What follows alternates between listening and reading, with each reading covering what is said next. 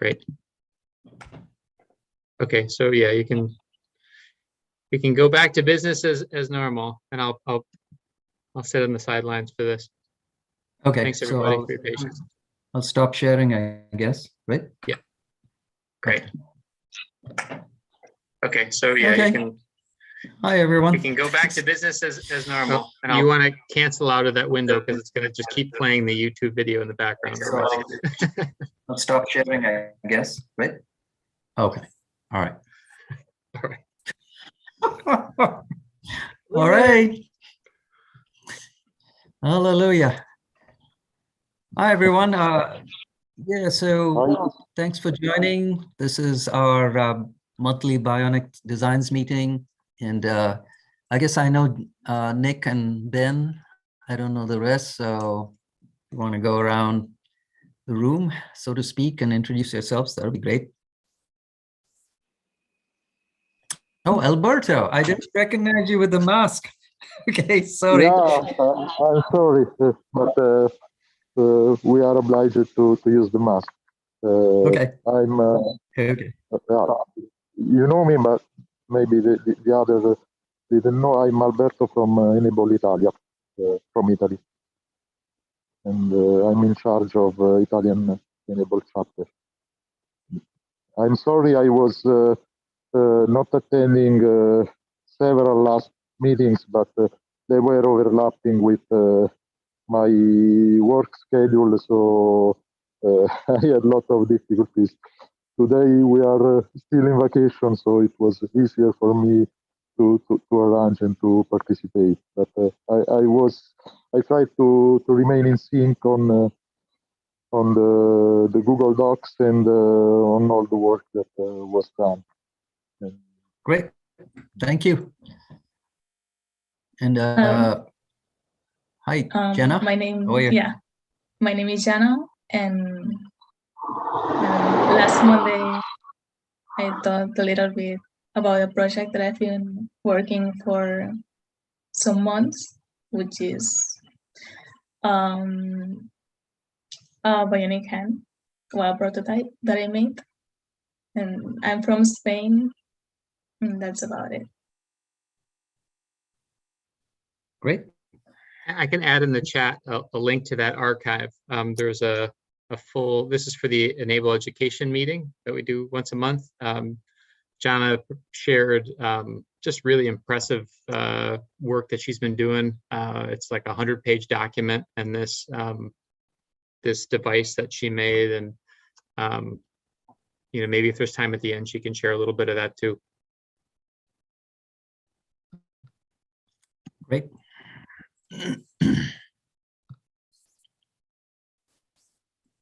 Yeah, so I guess, Nick, are you going to, I don't know who's presenting. So the basic purpose of this meeting, Jana, is this is an informal Bionics forum, Bionic Hand forum or device forum, and we just kind of exchange information.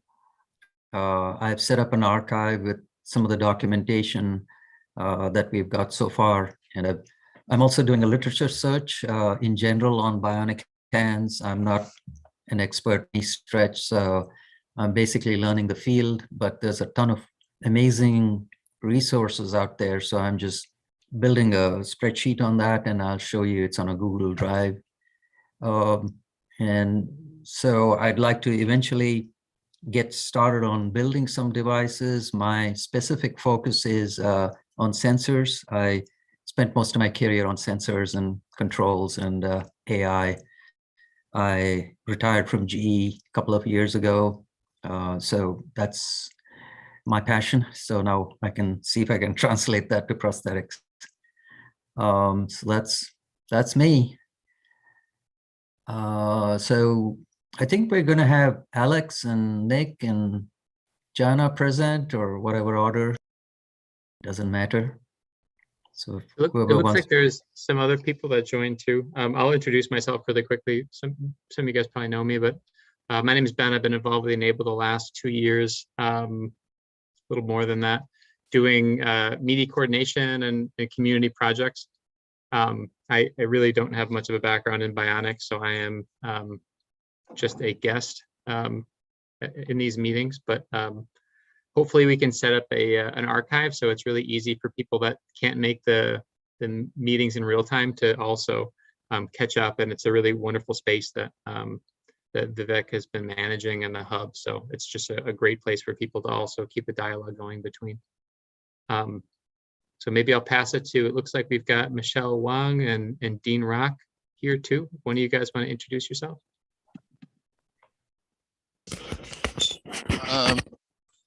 I have a device as well that I was working with Alexander for a while, but I've had some health setbacks. So this forum would be very good because John Scholes recommended it, Jeremy Simon. I have a one motor device, and it's fairly simple. That it contains everything it needs. It's all on the outside so that it can be easily removable. But if you'd like some explanations and demonstrations, I can do that. However, I know this meeting is not about that, so I don't want to preempt anything that's already going on. So there, that's for me. Wow, that's great. It would be great to see it, you know, whenever we're done with the rest. Absolutely. And Dean's been doing a lot of work in the Dominican Republic for a long time. A lot of these devices are in use, which is great. So I'm working with Dean on an article about his work over there. Yeah. Would you like me to tell a little bit more about it, or do you want to go on with the rest of your meeting? We'll do introductions first. There's a couple other people that didn't introduce themselves yet. Michelle. Yeah, hi. I'm a high school student from Carbondale, Illinois. I have been interested in bionics and I've wanted to be more active in this area, but the meetings have always been at like around lunchtime on a weekday. So today we have a snow day, which is the only reason I was able to get on. But I kind of wanted just to sit in the back and listen to what you guys have been working on. Thank you. Great. Awesome. Nice to meet you, Michelle. Nick, you want to go introduce yourself? Yeah, sure.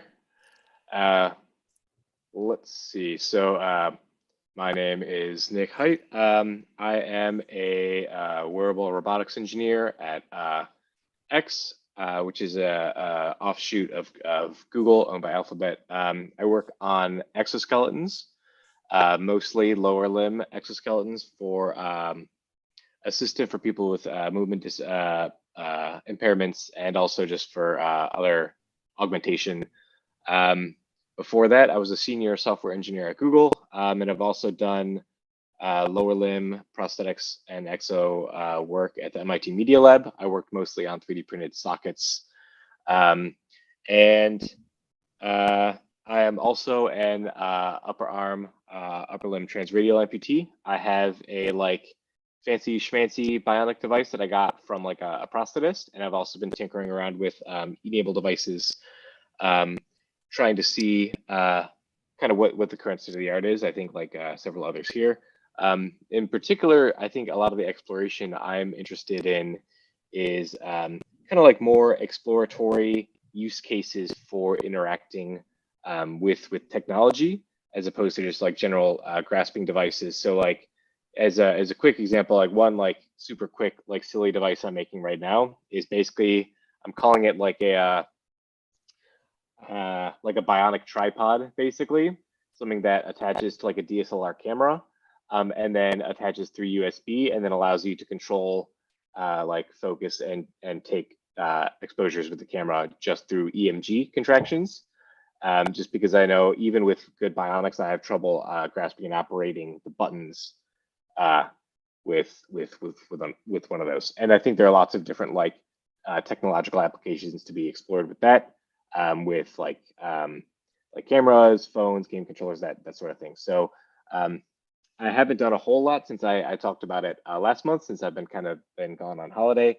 But basically, like, I have a kind of just like quick pure software demo going up where I am like taking exposures like with a like just on a Raspberry Pi.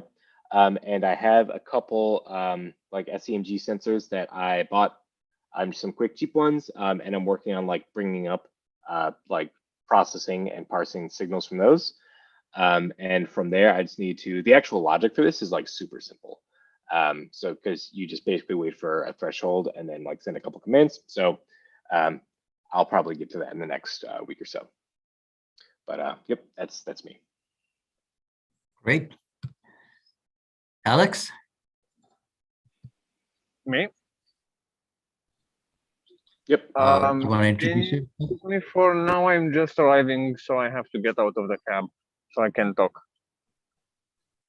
Oh, yep. So if it's Okay. all right, I'll be presenting myself in 5 minutes. Okay. Great. And So- Alexander's going to be sharing just some recent posts and research going on related to Bionics as sort of the guest presentation this week for this month. I don't have a guest presentation, Ben. Come on. Hey, we got to make this formal somehow, no? We're going to pretend. Yeah, We'll fake it till I'll we see make it. what I have. Okay. So while we're waiting for Alex, let me just share my screen. I'll send out a link to this Google Drive that I've set up, which has a bunch of documents in there. Let me just share my screen for a second. Won't take long. If I can find the right, yep. So can you see my screen? It's got the Google Yes. Drive link there. Okay. So I'll send out the link on the chat next. But basically, I've been accumulating some papers on the, not too many yet, but I'm starting to accumulate papers on Bionics.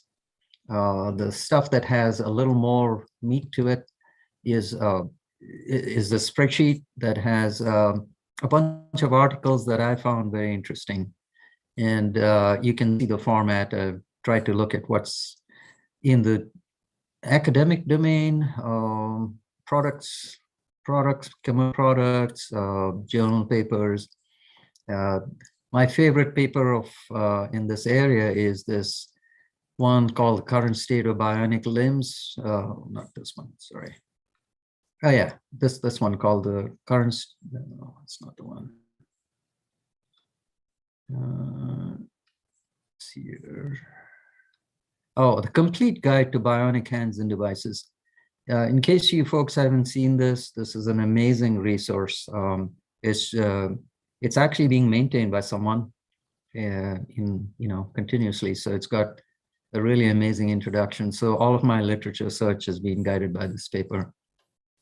And other than that, there's go back to this guy. There's a Word document called Working Notes. So I try to just do a summary of each meeting. We've been meeting for a little bit, maybe since last year, October or so. So you can take a look at that. That's pretty much it. So I'll stop sharing. And if someone wants to go next, Jana, I guess you had something you were going to share or talk about? Yeah, I can show you Yeah, what I please did go if ahead. you want. I'll share in the chat a link to the event from her presentation, and you can see there's a link in that event to her documentation and a video and some other stuff. Yeah, I'd like to share the screen, but it doesn't allow me to. I know if you can change that.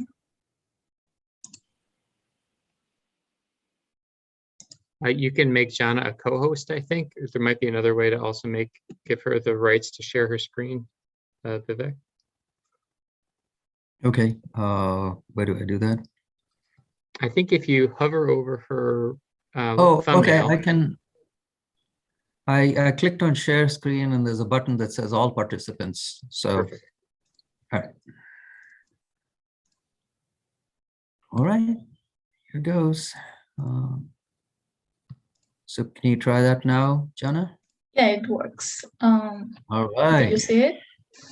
Yeah. I can. Well, okay, so I'm a high school student. I'm in my last year. And here in Spain, we have to make a project for this through the last 2 years. And I made a prototype of a Bionic hand. So I'll talk a little bit about the design and the electronic components, also all the assembly process. I'll show the final product and explain it a little bit, which is the most important one. And also I'll be talking about the budget and the improvements. So this is the design. I decided to not use strings and use just printed pieces. And all these holes are for servos that will make the flexion and extension of the joints. And so I used Onshape, which is a program, and for the design, and then Cheeto Box to print it. Also, under this part, there's a compartment for the wires and some things, and over here goes a Raspberry Pi. So I used a resin printer, which is actually this one. I decided to use this because the pieces are more precise since it makes more layers than other printers. And also I emptied the pieces just so that the hand wasn't as heavy. And as I said, here you can see a finger. I just printed all the pieces, all the parts. So I basically used these electronic components. First, the Raspberry Pi as a CPU, and then the servo motors for the movements, because you can just set it up to an angle that you want. And finally, an EMG sensor with an ADC board.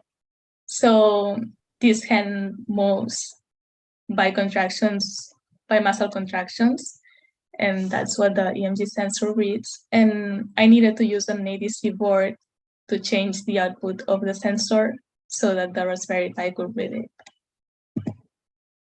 The assembly, there's nothing special. It was quite easy. I just prepared the parts, then I print them. I used M3 screws to put everything together, and I laid everything on a proto board, and then I finally welded everything to have this final product. Also, I made 3 programs. The first 2 were just kind of tests. They just asked the user an input. And the third one, which is the good one, uses the EMG sensor.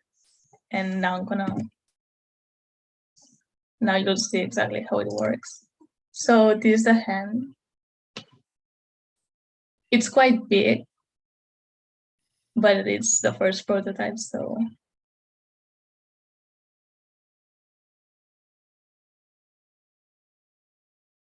This is the thumb piece, which has this special joint.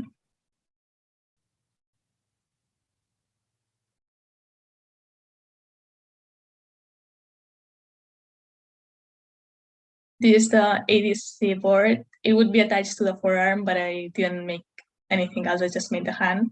And this is the EMG sensor, which would also be attached to the forearm.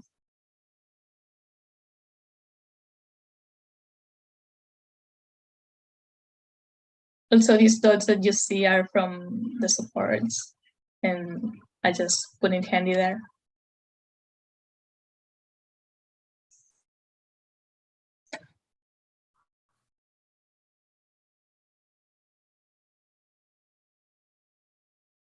Here I'm just putting everything together, and now I'll explain a little bit. Okay, so as you can see, there are 2 electrodes attached on the top part. They are put right on the extensor pollicis longus, which is a muscle that moves when the thumb makes this movement, so it flexes or extends. And the lower one is attached on the flexor digitorum superficialis, which is a muscle here, also on the forearm, which contracts when we extend the other 4 digits. If you make these movements, you can feel it.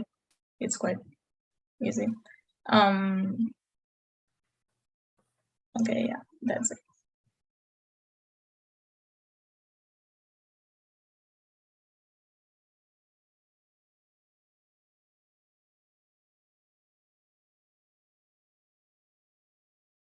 Okay, so as you just saw, when, well, there's nothing much special. The thing, it needs some improvement because right now I haven't tried it, but I'm pretty sure that it cannot grab anything. And if it grabs something, it's probably light and big. Okay, and this is the budget. So in total, I spent $167, and most of it was spent on the electronic components, mostly the Raspberry Pi. And then 4.2% was spent on the resin, the material that made the hand.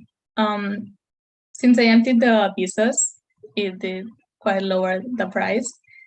And then 6.8% was spent on assembly materials, mostly things for welding. And then some improvements would be to cover all the electronic parts. Also, as I said, it doesn't quite grab anything. So the joint mechanism would need to change a little bit, just so to make it more safe and everything. Then also there's a possibility of making an electronics-free mechanism, so not using the Raspberry Pi or anything at all. But that just would be make another design and another project. Then to accommodate it economically to someone, although there are still many steps before that happens. And then add other motions such as adduction and also curving fabric, because the material that I use when it solidifies, it's quite slippery. And also maybe change the Raspberry Pi because I think I could use a more affordable CPU, and maybe try to find something so that I don't need an ADC board. So that's it. Do you have any questions or anything to add? I have a rather quick question. Did you use 4-bar linkages with just one set for a transmission to the distal joint, or did you use multiple 4-bar linkages? I used to, because this is attached to the servo motor, and there's just this one. So, well, if you count this one as one, yeah, then yes, 2. So you have one servo motor for each finger, and the movement gets transmitted to both joints of the finger. Yeah, exactly. Right? Yeah. Does it differentiate between the joints? As in, does it transmit the movement equally, or is it the case where one joint can get bent more and the other will get bent less? I think it bends more this joint, the one that's closer to the servo, but this one also bends. So that's the thing that I think I need to change, because it's not, this joint usually bends, but they don't all bend the same. So some fingers bend more and some others bend less. So this is something that I need to work on. This And is impressive. if one part of the finger stops from moving, does it stop the other one as well? Or No, it's not that it stops from moving, but it just, when the servo has made its movement, it so let's say the index finger makes a movement. It will always bend the same way. However, it does not bend the same way as, for example, the middle finger. Like, they obviously look very alike, but in this joint, the movement is not transmitted equally to both fingers. right. There are just some small details, but they would need to be worked on. I have to say the project is wonderful from a mechanical complexity standpoint. Really nice solutions for integrating the servos. Thanks. I have a couple of really basic questions. So the resin printing, was that a 3D printer, or is this injection molded parts, or what is a resin? It's a 3D printer. So this part is like, it's the plate. And here there's like a ball with the resin. So this just goes down, up and down, and it makes the layers. Oh. There's like an LED light here. So that's it works on exposure. So when the light, when the resin is exposed to the light, it hardens and it gets attached here. Okay. Got it. And you mentioned you want to, in terms of improvements, you want to get rid of the electronics. Do you mean actually getting rid of any electronics, or do you mean getting away from a microprocessor? What was your thought? So right now, I don't know, it was just an option because I had to think about improvements. So I was thinking, and it just occurred to me that maybe a possibility was to use kind of the same design, but take all the electronics out, and so that it doesn't have anything electronic. However, right now I want to keep working with electronics because I want to figure more things out. And will this work continue once you graduate? Is that you're going to take it with you, or the class continues, or how does it continue? Yeah, I mean, I've already, so the document that I think that Ben linked, that has already been submitted. So right now, like next week or so, I'll make a presentation to like a jury that will grade me.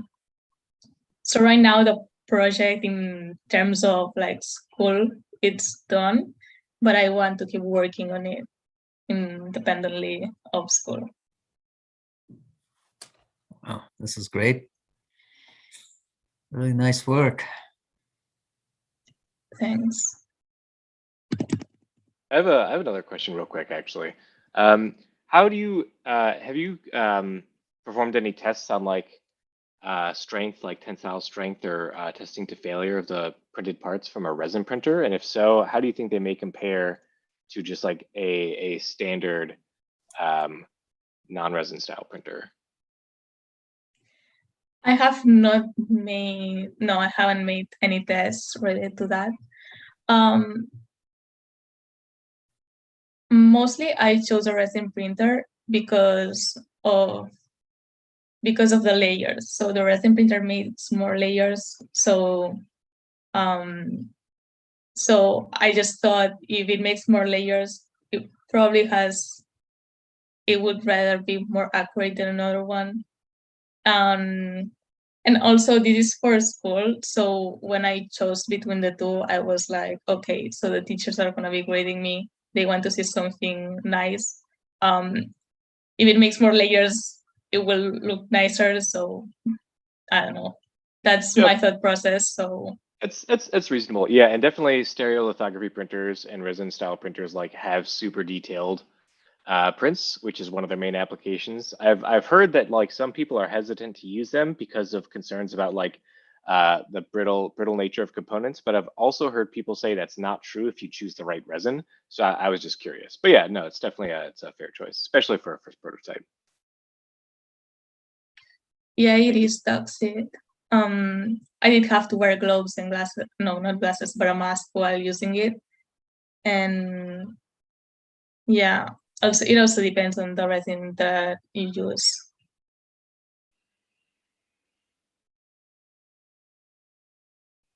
Very nice. Wow, impressive. Thanks. Great. Curious how the design compares to Dean's work. I don't know if there's a moment to transition to a quick presentation, but Dean, do you have your device handy?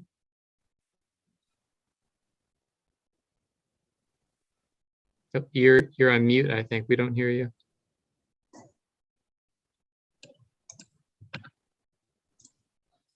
I don't hear Dean. Does anybody else hear Dean? No, I can't hear him.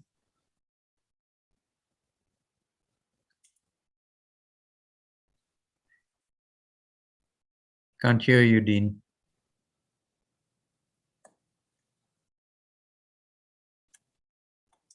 No, still can't hear you. It might be your headset. You can always try.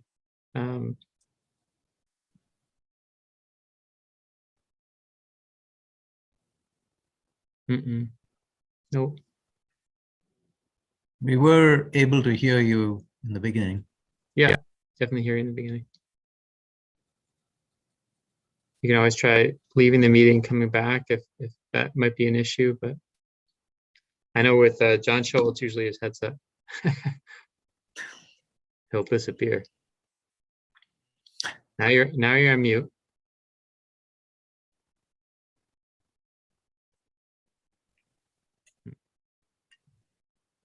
Still can't hear you. Nope. So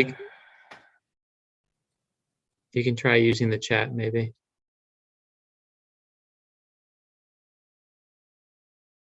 Yeah.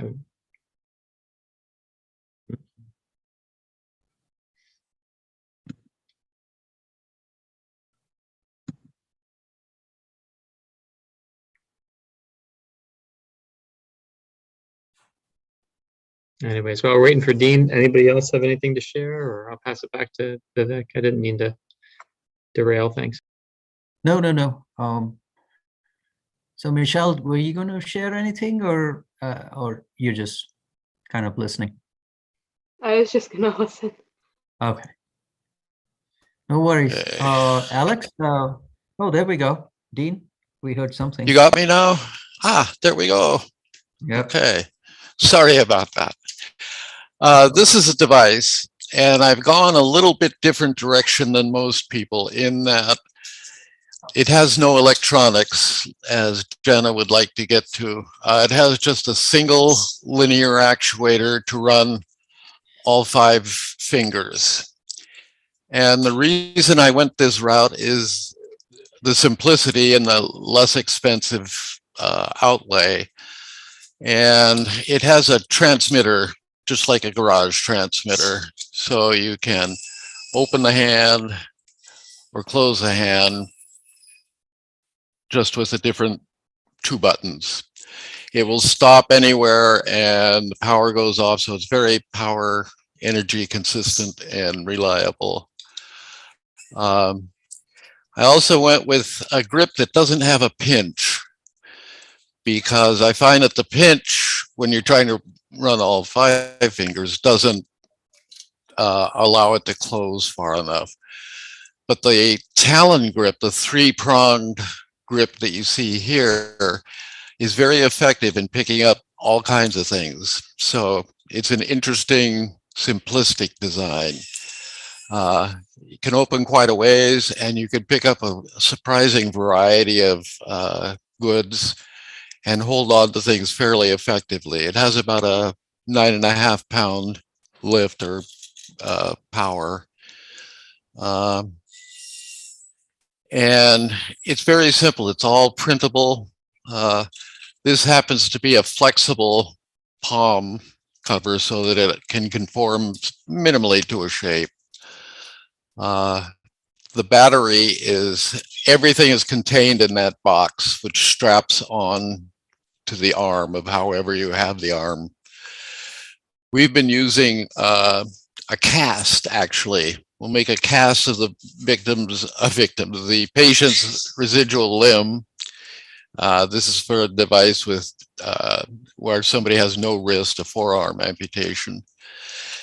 And then we will cast that cast of the patient's arm onto a gauntlet here.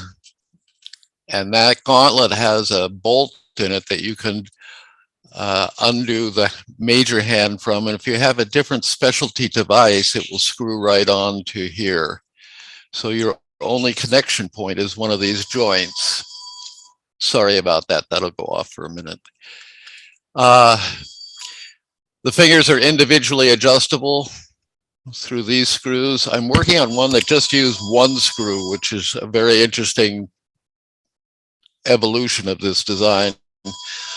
But for right now, it has 5 that are individually adjustable, and you can adjust them for super grip or a milder grip, depending on what your needs are.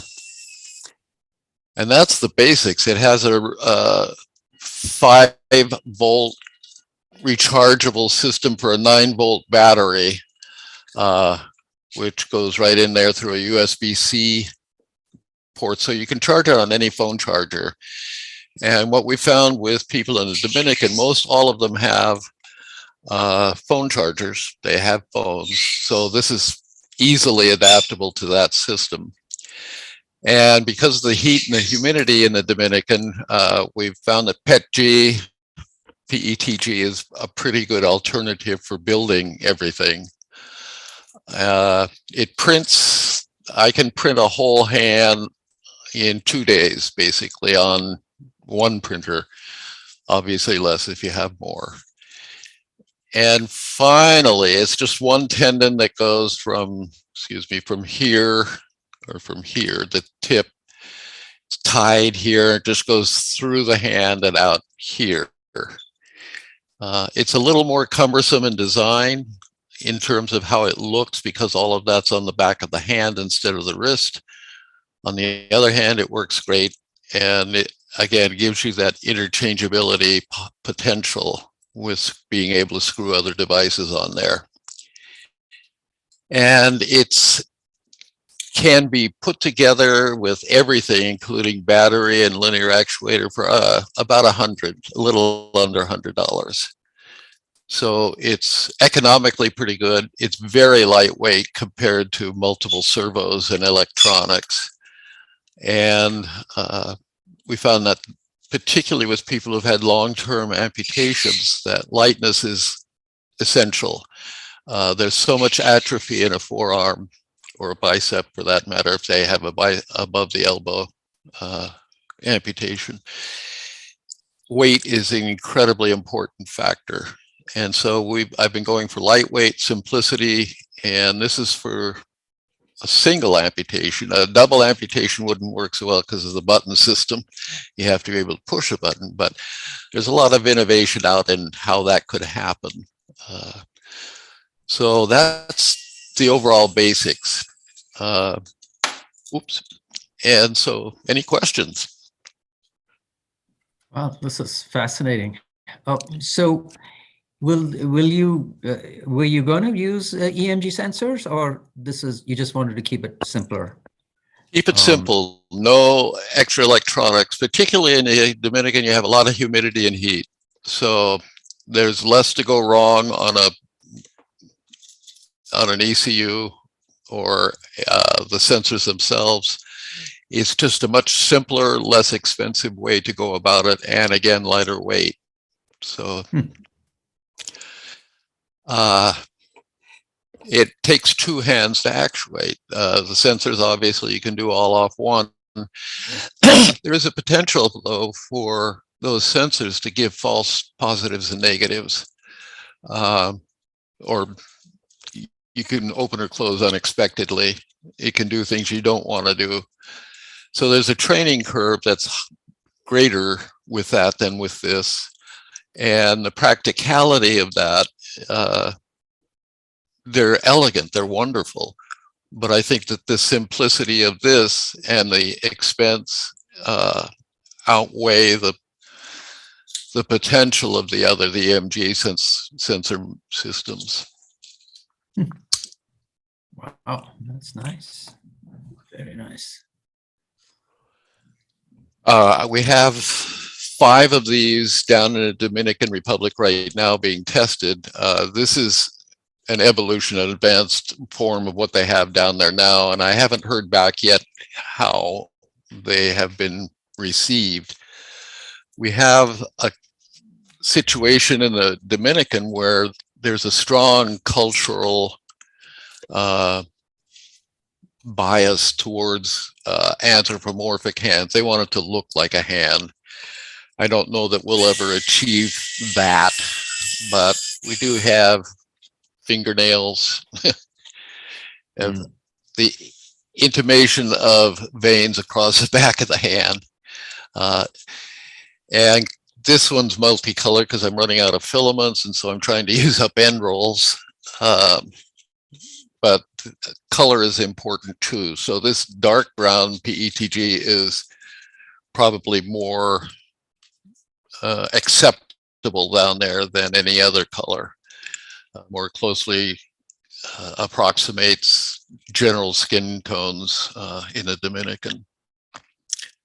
So, Dean, do you make these in the US and take them over, or are they made in the Dominican Republic directly? I've been working with the Rotary Club here in Portland, Maine. We have a snow day too, Michelle, today, but the Rotary Club has been going down for some time, and they've been doing filtration, water filtration systems and hearing aids.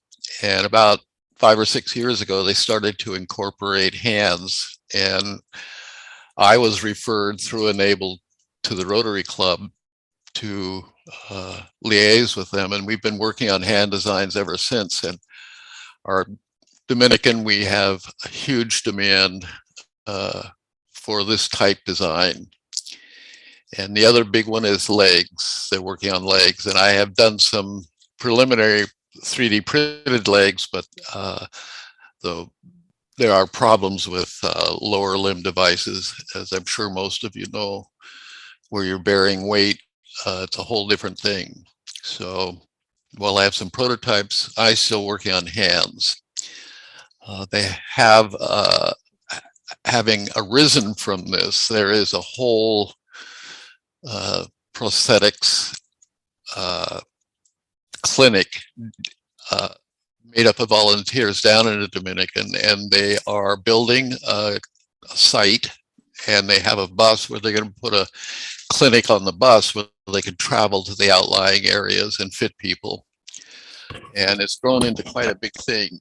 Ben's working on an article for that, and there will be a lot more information. I don't want to get into all that today, but so there's a lot of potential, and we've had a lot of fittings thus far over the years. So it's interesting and a good application of the e-NABLE principles of, if you want one, you ask for one. If you can provide one, you provide one, kind of thing. And that seems to resonate with so many people, and certainly with people in need down in the Dominican, and they're in need. And it sounds like for your answer, your question before, Vivek, the trips are once a year, have been once a year, and then through this partnership with a local organization, that organization on the ground in the Dominican Republic, run by local folks, does collect the community together, and then when the team comes in, they do all the sizing for the next year while they bring the devices from the people from the previous year. That has been the way it's been working. It's a little different now in that we can be a little more responsive. The COVID things have changed everything in our ability to get down there and do that. We would go down and do all the measuring, or they would do the measuring, and we would be on site to help with all of that. Now they can do the measuring, give us the specs, we build them, send them back, or somebody takes them down, which is much more efficient and avoids all of the custom potential problems. So somebody takes them down and then they can be fitted from there. So Ultimately, Ben, yeah. This is, again, so this is not a 3D printed arm. This is more a molded plastic molding. No, type it's all operation? 3D printed. Oh, all it is. 3D Okay, printed. I got it wrong. Okay. The interface between the residual limb and the hand is a cast, just like you would make an ordinary cast for a broken arm. And that gives an exact fit to the recipient and then can then be attached to the hand. John, what's that? You're on mute, John. That was just me contemplating what you were saying, but since you asked, are you saying that you have a plaster mold inside the shell on an ongoing basis? Yeah, we'll take, there's actually two layers of cast here. The first one, you can kind of see light through that, is of the recipient's exact limb. So we make that one, and when that hardens, that fits them perfectly. And then we cast a second cast that attaches that initial recipient cast to a gauntlet that has a bolt in it so that we can screw the hand on. So you have a very specific fit to an individual, but a kind of a universal mounting system. It's That fairly is a disarmingly profoundly good process. Have you described that process? That seems like the right way to do transradials in general. Yeah, it works for most anybody. If somebody has a very short residual limb below the elbow, it becomes a little more problematic, but you can cast beyond the elbow so the arm can still slip in and use a brace, perhaps an elbow brace, if it needs additional help staying on. I would love to see a video demonstration of that process. And the place you order that plaster from, that bandage from. I know it's all standard stuff, but it should be much more widely practiced within our community. Yeah, I'm sure we'd be happy to get that together. You can look up the casting process online. There's all kinds of instructional videos about how that works. And this but in doesn't. the context of e-NABLE, it would be fantastic just to see how you have fit it together with what we do. Yep. Cool. Yeah, that can happen. Ben is interrupt. working on the article about all of this, and well, I don't know that we have a specific video for what I'm doing particularly, but we can certainly make one. It's not a difficult process. Great, I can help you with that, Dean. So Jana, it doesn't relate specifically to your device. Yours is very elegant and it's a beautiful thing. You did a great job with that. However, Which it's one are we kind talking of about? the opposite end of the spectrum in terms absolutely. of. What's that, John? Right, but no. So you're talking about the gripper hand. Or No, the he's mo- talking about Jana's presentation. It was before you got here, John. Oh, Jana. I thought he said John. I'm butting out.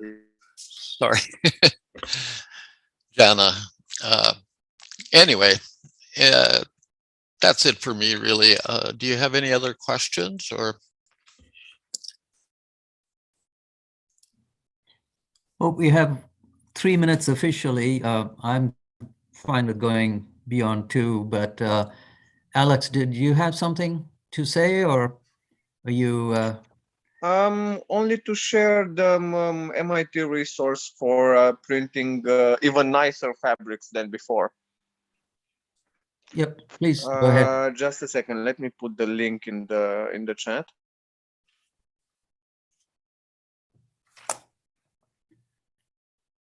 So while this is happening, since I'm pretty much a dummy with this Zoom stuff, Ben, does the chat stream also get recorded somehow?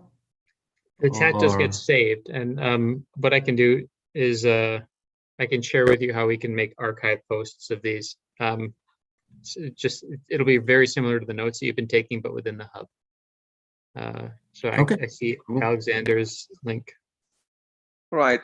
Can somebody else access it and share the screen? I'm on my phone, not on my computer. Yeah, I can do it. Basically, they figured that instead of having errors with a 3D printer printing too little plastic, they can actually control that with your basic slicer with no modifications. And the end resulting structure is actually pretty much a fabric. It behaves nearly identical. So if you scroll down a bit, there is a picture that's a close-up to the internal structure. I believe the only difference that they have when printing this special material is that the output variable, instead of being 1.1 or 0.9, is actually 0.3. Somewhere down there should be a picture with that. Yeah, you passed the mesh picture, but yes, we saw one. We've been That is- talking about similar kinds of things in the device pilots meeting.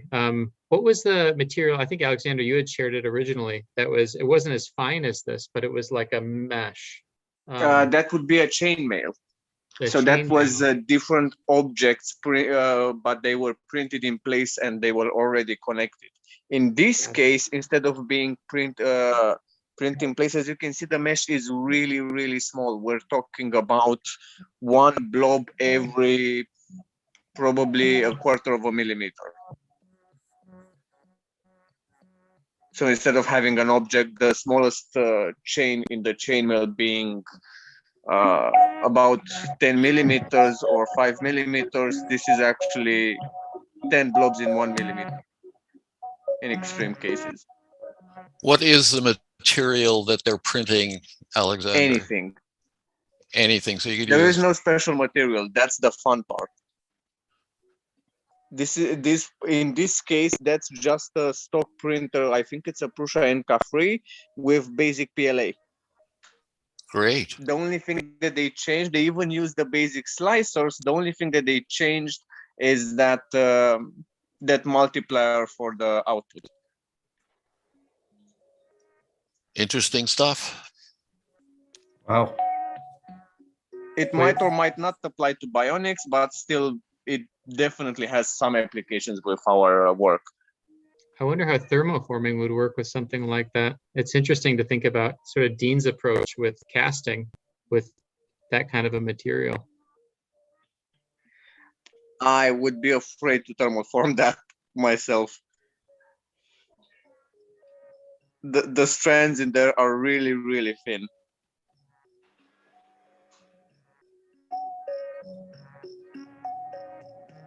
Wow, amazing. Anyway, well, as soon as I get home, probably next week, I will definitely have a go at trying to print this.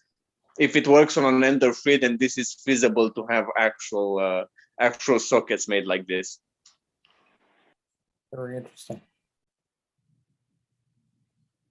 Wow, it's amazing. Is anyone else who wanted to share anything?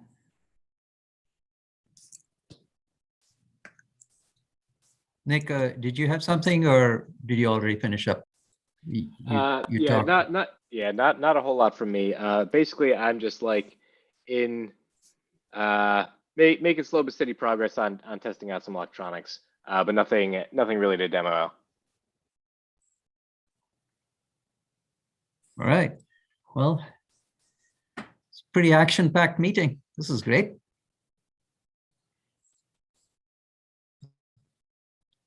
So I don't have anything else, except Ben is going to show me how to do some other complicated stuff on Zoom here. I can show you how to do the Right. archive, but I'll send you a link to that afterwards. I got to run too. I've got a 3 o'clock meeting. That is Okay. John's dog calling the end of the meeting. Okay, bye everybody. All right. Thanks, Bye, everyone. everybody. See you next time. Bye-bye. Next month. Bye. See you next month.